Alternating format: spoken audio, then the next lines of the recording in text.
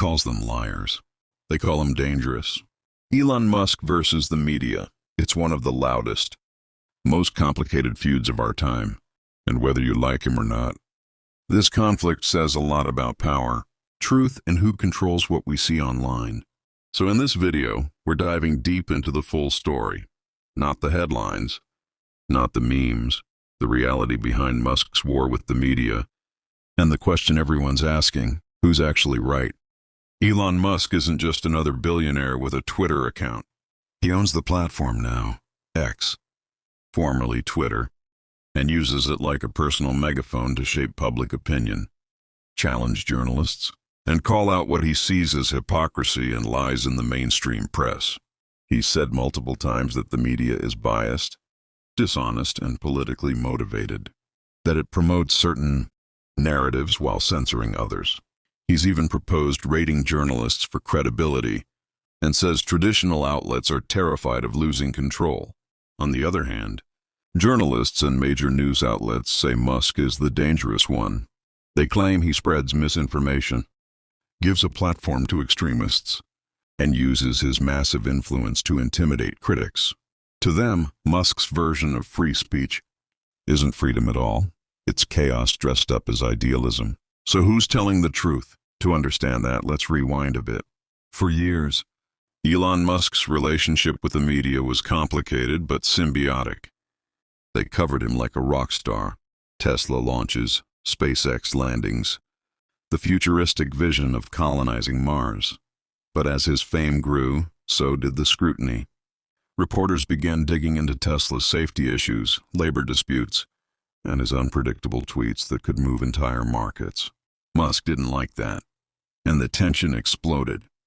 He started calling reporters hypocrites, saying they cared more about clicks than truth. When outlets criticized Tesla for autopilot crashes or union problems, Musk accused them of exaggerating or outright lying. In 2018, frustrated by negative coverage, he tweeted that he might start a website called Pravda to rate the truthfulness of journalists. It was half joke, half threat, but it showed how deep the mistrust had become. Fast forward to 2022, Musk buys Twitter for $44 billion and rebrands it as X. He says he's doing it to protect free speech and end what he calls the censorship regime. Almost overnight, the battleground between Musk and the media shifts to this new digital arena. He fires most of Twitter's old moderation staff, reinstates banned accounts, and promises a new era of free expression. But critics argue that under Musk, the platform has become a haven for misinformation, hate speech, and conspiracy theories. Studies show that after his takeover, hate speech and bot activity spiked. Musk denies it, saying these studies are politically motivated. The media reports that X is spreading harmful content. Musk responds by mocking journalists, calling them legacy media, relics, and accusing them of losing their monopoly on truth. He says journalists are mad because now anyone can become a reporter. Anyone can post and anyone can go viral. No media gatekeepers required. But then came some key flashpoints that fueled the fire. When Musk made a gesture at an event that some outlets interpreted as a Nazi-style salute, headlines exploded.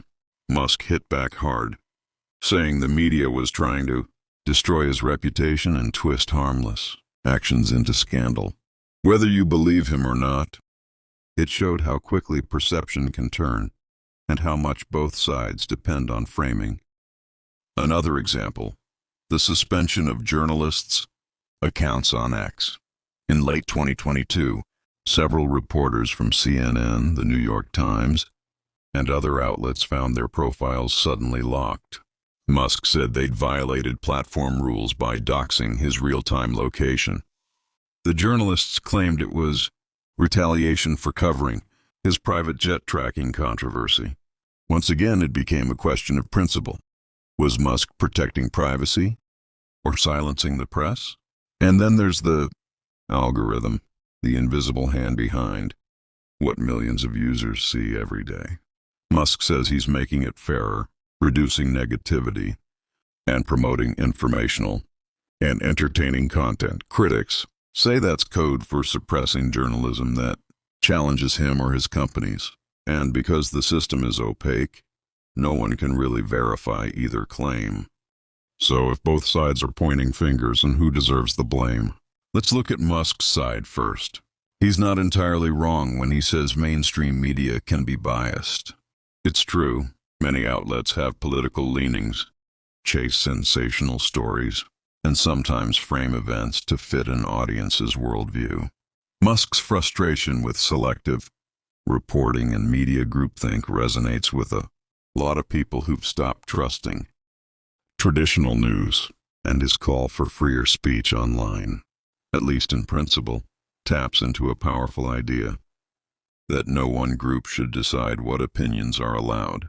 But Musk's argument has major holes. For someone who claims to fight censorship, he has enormous control over what billions of people see. He's not a rebel outsider. He's one of the most powerful figures in media history, and his version of free speech often seems to favor voices that agree with him, while punishing those that don't.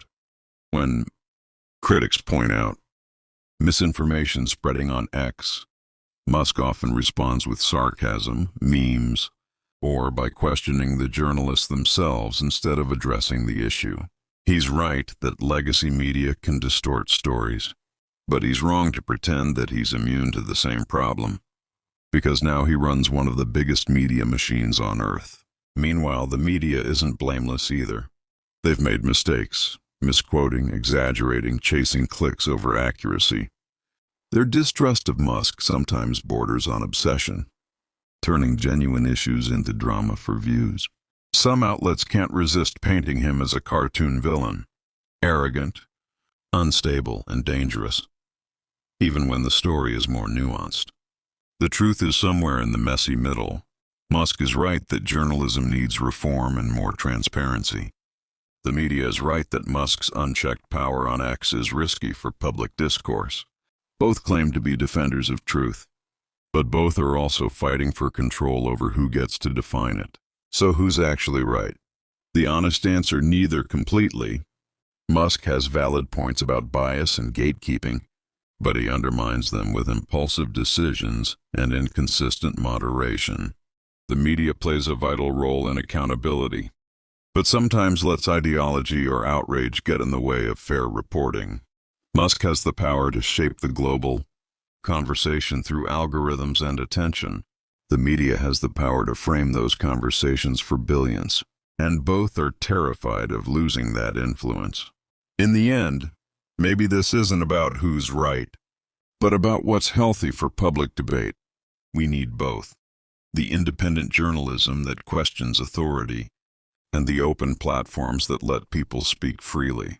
What we don't need is either side pretending they're the sole guardian of truth, because in 2025, truth doesn't belong to billionaires or journalists.